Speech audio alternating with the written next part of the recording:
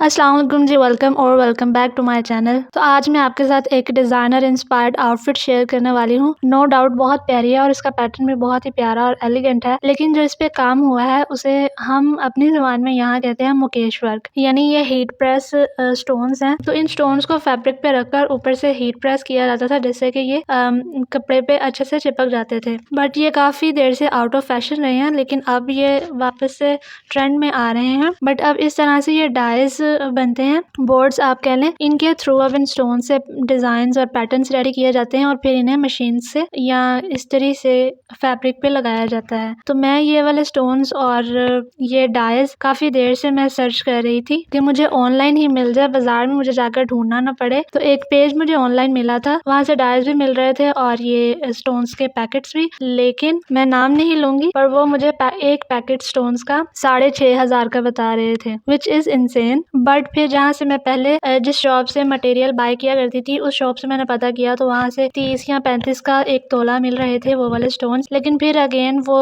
Dies का मसला था, तो फिर काफी देर खपने के बाद मैंने डिसाइड किया कि इनकी जगह हम जो हमारे पास सामान ऑलरेडी अवेलेबल है इजीली, वो यूज कर लेते हैं। तो उसके लिए मैंने ये मटेरियल ऑर्डर किया था कुंदन क्रॉनिकल से। इंस्टाग्राम पे ये पेज है, अगर आप भी बाय करना चाहें तो नीचे आपको लिंक मिल जाएगा। तो ये एक मैंने पूरा चेन का रोल मंगवा लिया था उनसे। इसमें कहा जाता है कि ये 90 गज होती है, लेकिन 90 पूरी नहीं होती, थोड़ी सी कम ही होती है। दुपट्टे पे लगाने के लिए मैंने चेन ऑर्डर की थी ये वाली। उसके बाद है ये 6 mm के सवरोस्की स्टोन्स, फ्लावर शेप में होते हैं, और ये भी मैंने एक पूरा पैकेट मंगवा लिया था। और ये वाले स्टोन्स शर्ट पे यूज होंगे। तो इन दोनों चीजों के साथ साथ हमें ग्लू भी चाहिए होगी। ये मेरे पास एक न्यू ग्लू, इसके अलावा आप B6000 या E8000 ग्लू भी यूज कर सकते हैं। तो मैं यहाँ पे सबसे पहले स्टार्ट कर रही हूँ शर्ट से। तो सबसे पहले उसका पैटर्न बना लेते हैं। तो यहाँ पे एक पेपर पे मैंने 1-1 इंचेस के गैप पे लाइंस ड्रॉ कर ली है, और इन सब लाइंस पे मैंने 1-1 इंच का गैप लेते हुए, तो आगे पीछे इस तरह से डॉट्स लगाते हुए मैंने ये शर्ट के लिए पैटर्न रेडी कर लिया है। अब मैं और यहाँ पर मैंने सारी शर्ट पे मार्किंग कर ली है। ये शर्ट है, ऊपर नेक लाइन, साइड पे आर्म होल और साथ में फिटिंग वगैरह के सारी मतलब मेजरमेंट्स पे मैंने निशान लगा लिए हैं। और ये आगे स्लीव पे भी मार्किंग हो चुकी है। तो मैं स्लीव से स्टार्ट करूंगी। मैं हमेशा स्लीव से ही पहले काम स्टार्ट करती हूँ कि अगर कोई मसला भी हो तो शर्ट जो है उसका फ्रंट खराब ना हो। तो यहाँ पर मैंने पैटर्न को फैब्रिक के नीचे रखते हुए मार्किंग शुरू कर दी है। तो ध्यान से मैंने सारे यहाँ पे मार्क्स लगा लिए हैं। अब यहाँ पर मैंने फैब्रिक को फ्रेम में लगा लिया है, और अपनी आसानी के लिए मैंने यहाँ पे हल्की हल्की सी ग्लू लगा ली है मार्क्स पे, और इनके ऊपर अब मैंने स्टोन्स रख दिए हैं ताकि मैं इजीली स्टिचेस लगा लूँ इनके ऊपर। तो यहाँ पर मैंने स्टोन के अंदर से सुई निकाली है, और यहाँ पे 2 स्टिचेस लगेंगे दोनों साइड्स पे, और फिर इसे यहाँ पे पक्का करके धागा निकाल लेना है। ऐसे ही धागा काटते हुए 2-2 स्टिचेस के साथ मैंने ये स्टोन्स जोड़ने हैं शर्ट पे, और कोई काम नहीं है, बस हमने बहुत ध्यान से सारी अच्छे से मार्किंग करके तो फिर हमने ये 2-2 स्टिचेस के साथ ये वाले सवरोस्की स्टोन्स अटैच करने हैं स्लीव्स पे भी और शर्ट पे भी। अच्छा, मैं फ्रंट पे ही काम करूंगी, शर्ट के बैक पे मैं स्टोन्स यहाँ कोई भी एम्बेलिशमेंट्स नहीं कर रही। तो यहाँ पे ये हमारा स्लीव आ गया, इसके ऊपर मैंने सारे स्टोन्स लगा ली हैं। आप देख लें, धागा तोड़ कर मैंने सारे स्टोन्स अटैच किए हैं, और बहुत ही प्यारी इसकी लुक आ रही है। और ये जो मैंने ऑर्गेन्जा का फैब्रिक लिया है, ये फैब्रिक भी बहुत ही सॉफ्ट और इसकी फॉल भी बहुत ज्यादा अच्छी है। तो ये दोनों स्लीव्स रेडी हो गए हैं, और यहाँ पे मैं आपको शर्ट दिखा रही हूँ। शर्ट के नीचे मैंने लाइनिंग के लिए कतान का फैब्रिक चूज किया था, तो वो मैंने दोनों पीसेस को फ्रंट का यानी लाइनिंग और जो हमारा एम्बेलिशमेंट्स वाला फैब्रिक है ऑर्गेन्जा का, वो दोनों मैंने सिलाई करके अटैच कर लिया है। बाकी के पीसेस भी इसी तरह से मैंने अटैच करके फिर स्टिच करना है। तो ये पूरी जो शर्ट है ये मैं आपको एंड पे कंप्लीट इसकी लुक एंड पे दिखाऊंगी। तो अब हम आ जाते हैं अपने दुपट्टा की तरफ। तो दुपट्टे के ऊपर इस तरह से फ्लावर्स हैं, फ्लावर्स की एक बेल है। तो इसे पहले मैंने ड्रॉ करके, तो अब मैं यहाँ पे इसे नीट कर रही हूँ। एक फ्लावर होगा और उसके ऊपर मैंने 3 इसके लीव्स बनाए हैं। अच्छा, इसे स्टार्ट करने से पहले मैंने सोचा था कि ये वाली जो बेल है ये मैं दुपट्टे के चारों साइड्स पे दूंगी, लेकिन हमेशा की तरह मैं जब ड्रॉ करने लगती हूँ तो मेरा पैटर्न हमेशा बड़ा हो जाता है। तो ये वाले फ्लावर्स भी मुझसे थोड़े बड़े बन गए थे। तो मैं सोच रही थी कि अगर मैंने यही फ्लावर्स चारों साइड्स पे बना दिए तो दुपट्टा बहुत ही हैवी हो जाएगा और उसे कैरी करने में भी मुश्किल होगी, और फिर इस दुपट्टे पे चेन लगानी है तो इस हिसाब से तो इस पे चेन भी बहुत ज्यादा यूज होगी। तो इसलिए फिर मैंने क्या किया कि मैंने ये जो फ्लावर्स हैं ये सिर्फ एक साइड पे, यानी दुपट्टे की जो लेंथ है उसमें सिर्फ मैंने एक साइड पे ये वाला बॉर्डर दिया है, लेकिन जो बाकी की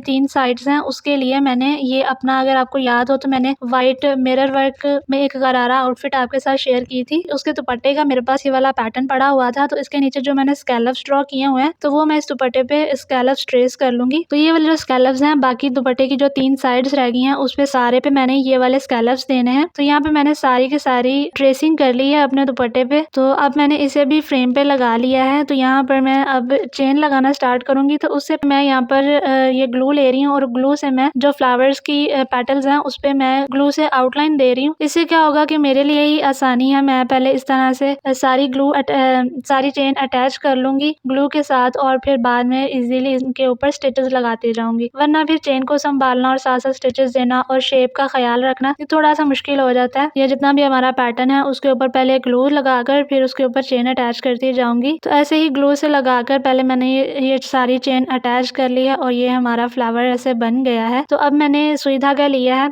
और जितने भी हमारे किनारे जहाँ से चेन स्टार्ट हो रही है उसके ऊपर 2 टांके डालने हैं ताकि चेन का किनारा जो है वो अच्छे से पक्का हो जाए और खुले नहीं। और बाद में फिर 2-2 स्टोन्स छोड़कर फिर मैंने बाकी की चेन पे भी स्टिचेस दी हैं। ठीक है, किनारों का ख्याल रखना होता है और बाकी आपने 2-2 स्टोन्स छोड़कर स्टिचेस लगाते जाना है। ठीक है, तो ये सारे फ्लावर्स पे इसी तरह से मैंने ये टांके लगाकर चेन जोड़ ली है। और बाकी दुपट्टे पे जो हमने स्कैलप्स बनाए हैं उस पे भी इसी तरह से मैंने चेन पहले ग्लू से अटैच कर ली है और फिर उसके ऊपर मैं स्टिचेस लगाती जा रही हूँ। अच्छा, चेन लगाते हुए फिनिशिंग तभी आती है जब उसके किनारे और नोके जो है वो अच्छे से लगाई गई हो। तो ये जो स्कैलप्स बनाने हैं ये मैंने चेन काट काट कर ही एक पूरा स्कैलप बनाकर चेन काट कर फिर दोबारा से चेन अटैच की है। तो इससे आप देखें नोके कितनी अच्छी बनी हुई है। इसी तरह से जब हम छोटी छोटी डिटेल्स का ख्याल रखते हैं तो काम बहुत ही ज्यादा नीट और फिनिश्ड लगता है। ठीक है, तो ये भी मैं आपको कंप्लीट करके तो फिर दिखाती हूँ। तो ये मेरे पास सारे फ्लावर्स और स्कैलप रेडी हो गए हैं। ये देख लें आप, लुक एट द ब्यूटी, कितना प्यारा लग रहा है माशाल्लाह से। अभी हालांकि मैंने इसका एक्स्ट्रा फैब्रिक भी नहीं निकाला लेकिन फिर भी आप देखें कितनी माशाल्लाह इसकी प्यारी लुक आई है। और स्कैलप्स भी, खाली स्कैलप्स भी इस दुपट्टे के ऊपर इस कलर के ऊपर बहुत ही प्यारे लग रहे हैं। तो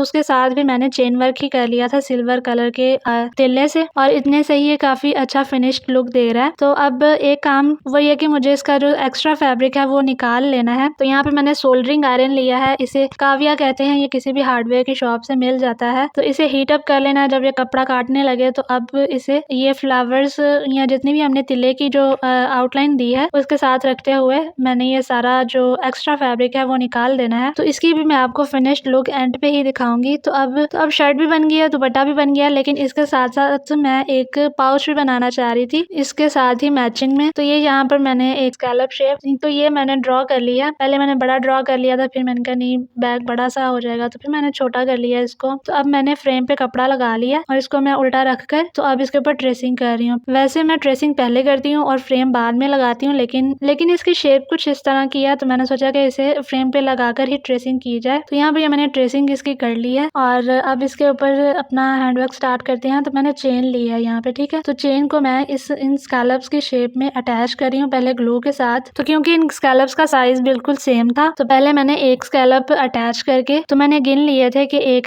स्कैलप पे कितने स्टोन्स आए हैं चेन के। तो ये 13 स्टोन्स आ रहे थे एक स्कैलप पे। तो मैंने फिर 13 स्टोन्स गिनते हुए चेन के पीसेस पहले से ही काट कर रख लिए थे और बस एक एक करके उनकी नोक अच्छे से बनाते हुए मैं ये सारे स्कैलप्स पे अब ये चेन अटैच कर दूंगी सारी। ठीक है, तो ये हमारी सारी शेप पे चेन अटैच हो गई है। अच्छा, तो यहाँ पर मैंने ये जो चेन लगाई है इनके मैंने 3 लाइंस अटैच की हैं। अब इनके सेंटर में मैंने हाथ से ही एक छोटा सा फ्लावर जो मैंने दुपट्टे पे रेडी किया है उससे ही मिलता जुलता छोटा सा फ्लावर मैंने एक इसके सेंटर में भी ड्रॉ कर लिया था। अब उसके ऊपर मैं चेन अटैच कर रही हूँ। तो इस तरह से करते हुए ये मेरा ये छोटा सा एक फ्लावर बन गया है। वैसे तो बहुत प्यारा लग रहा है लेकिन फिर भी मुझे थोड़ा सा खाली खाली लग रहा था तो मैंने इस तरह से इसमें वो फ्लावर वाले सवरोस्की स्टोन्स अटैच कर दिए हैं। तो ये होगा पाउच का फ्रंट और जो इसका बैक है वो भी बिल्कुल ऐसा ही होगा, चेन का बॉर्डर और सेंटर में सवरोस्की स्टोन्स, बस उसमें मैंने फ्लावर नहीं बनाया था। ठीक है, तो अब मैंने ये सेम वही स्कैलप वाली शेप फ्यूजिंग पे कट करके उसे फैब्रिक पे चिपका लिया है और ऑर्गेन्जा के फैब्रिक को मैंने कतान के फैब्रिक के साथ हल्की सी ग्लू लगाकर चिपका लिया था फ्रंट और बैक पीसेस को दोनों को। तो अब मैंने इन्हें एक दूसरे के ऊपर रखा है। राइट साइड अंदर की तरफ है और रॉन्ग साइड बाहर की तरफ है दोनों। और अब मैं इनके साइड पे सीधी गोलाई में सिलाई लगा लूंगी। मैंने ये स्कैलप वाली शेप को नहीं फॉलो किया, सीधी गोलाई में सिलाई लगाई है, 2 सिलाइयां लगा दी हैं मैंने और यहाँ से ऊपर से मैंने ओपनिंग के लिए 2 स्कैलप्स वैसे ही छोड़ दिए थे। तो अब मैं इसको अंदर की तरफ टर्न कर लूंगी, सीधा कर लूंगी पाउच को। तो ये इस तरह से मैंने इसे सीधा कर लिया है। काफी हद तक शेप ठीक है, लेकिन कुछ जगह से कपड़ा ज्यादा बाहर की तरफ को निकला हुआ है। तो यहाँ पे मैंने सुई धागा लिया है। सुई धागे से मैं अब ये सारे एजेस नीट करूंगी। तो थोड़ा थोड़ा सा फैब्रिक दोनों साइड से उठाते हुए मैं यहाँ पे स्टिचेस लगा रही हूँ। जो एक्स्ट्रा फैब्रिक बाहर को है उसे अंदर की तरफ फोल्ड करके ऊपर से छोटे छोटे टांके लगा दूंगी। और ऐसे ही मैंने सारे पे करते हुए ये सारे एजेस नीट कर लेने हैं। तो अब आप देखिए मैंने सारा कर लिया। तो ये कितना नीट लुक आया है इसका। ये फ्रंट साइड और बैक साइड दोनों ही बहुत नीट लग रहे हैं। तो अब ये जो ऊपर मैंने ओपनिंग छोड़ी हुई थी, यहाँ पे मैं अंदर को